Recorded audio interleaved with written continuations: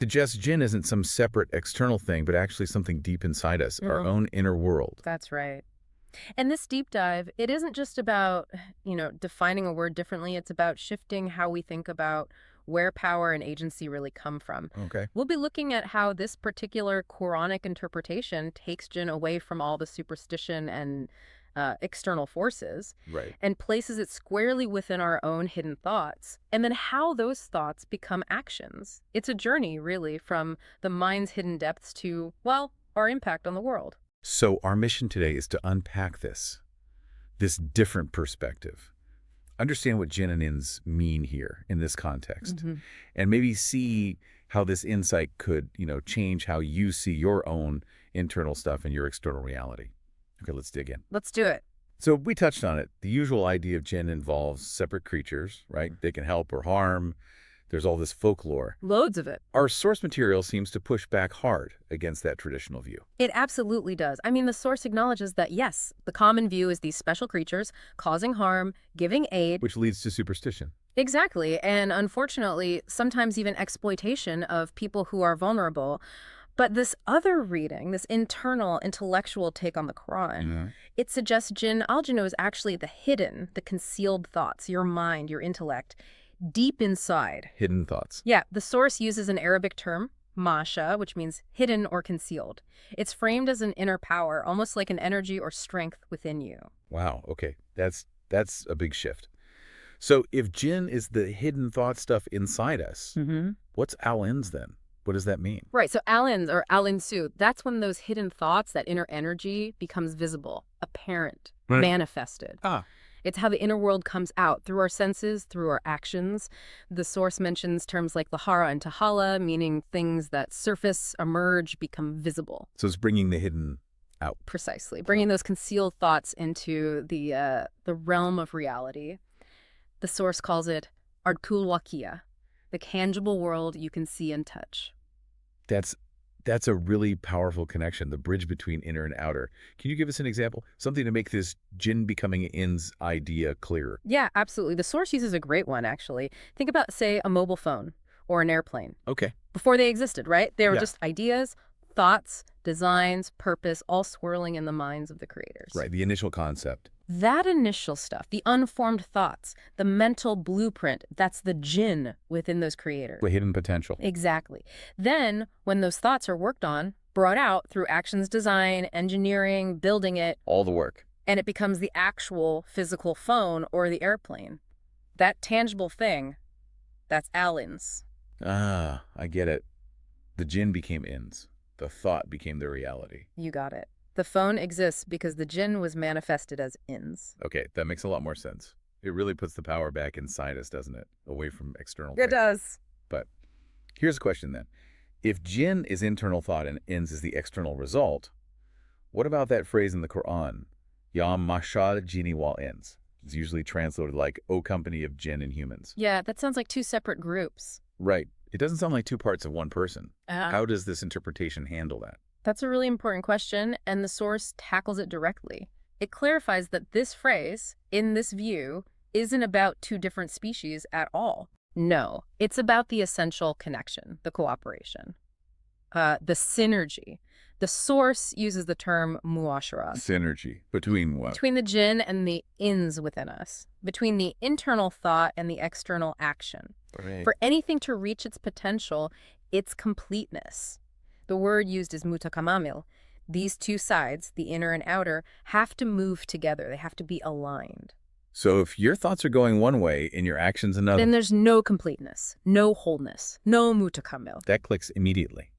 It suggests then a direct link between the quality of our thoughts and our actions. Yes, exactly. So like, good thoughts lead to good actions, bad thoughts lead to bad ones. Is that it? Precisely. The source is quite explicit about this. If you have good thoughts, you could call them good jinn, metaphorically. Right. They will naturally result in good actions, good ins.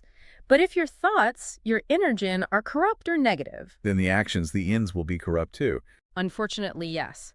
That completeness, that integrity, it only happens when good thoughts and good actions come together. It's about that alignment. So it's not just about behavior, it's about the source of the behavior too. Deep integrity, yeah. Aligning inner and outer worlds. This really reframes things. It's not just reinterpreting a word, it's like a framework for living, almost, Yeah. for personal responsibility. You could definitely see it that way. What about the bigger picture then? Beyond just me and my thoughts and actions, is there a larger purpose to this synergy mentioned? Well, the source touches on this briefly.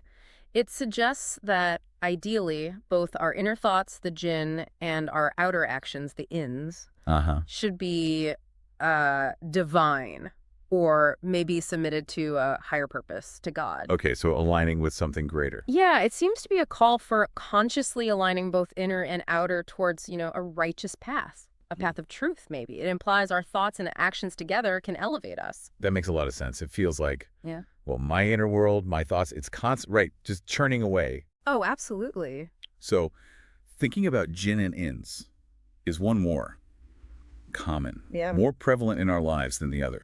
That's a really interesting point the source makes. It argues that jinn, the inner thoughts, are far more abundant. The word used is katir. More abundant than actions. Way more. Just think about your own day. How many thoughts flash through your mind? Ideas, worries, plans, fragments. Countless. Exactly. But how many of those actually become concrete actions or get expressed outwardly? A tiny fraction, usually. Right. The source uses the mobile phone creator example again. Think of all the ideas they must have had. Designs that didn't work, features they thought about. Far more thoughts than what ended up in the final phone. So the inner world is much vaster than the expressed world. That's the idea. Our minds generate way more internal jinn than we ever manifest as ins. This whole interpretation, though, it must challenge some really deep-seated beliefs for people who grew up with the traditional view of jinn. Oh, absolutely. It's a radical departure for many. The speaker in the source material, they share some personal stories about that, didn't they? About questioning things. Yes, they did. They talked about, growing up, hearing all the standard stories about jinn being separate beings, doing things in the world. But then later, they mentioned reading this column in a weekly publication called My Blunders. And reading that apparently helped them shed a lot of the superstitions around what jinn supposedly do. So it was a personal journey of questioning. Definitely. And they also shared this interesting story about a teacher they had. This teacher used to claim that jinn attended his Quran sessions. Literally. Invisible jinn. That was the claim. But years later, the speaker asked him about it privately, sort of challenged him. And the teacher admitted, well, no, it wasn't literally true. But people believed it, and maybe it served a purpose at the time. Yeah. And the speaker then emphasizes, in their own life, 61 years, they said they've never personally experienced any separate invisible power like that. Nothing harming or helping or interacting in the way the old stories describe. So they're grounding it in personal experience. Yeah. Or lack thereof. Right. And they suggest that these traditional beliefs are often, unfortunately, used by some to mislead people, to take advantage, especially of those who are maybe vulnerable or less educated on these interpretations. So this reinterpretation is also about empowerment. Taking back agency. I think that's a big part of it, yes. It puts the focus back on the individual's inner world and their responsibility for their actions. So let's sort of wrap this up. What does this all mean for us listening to this?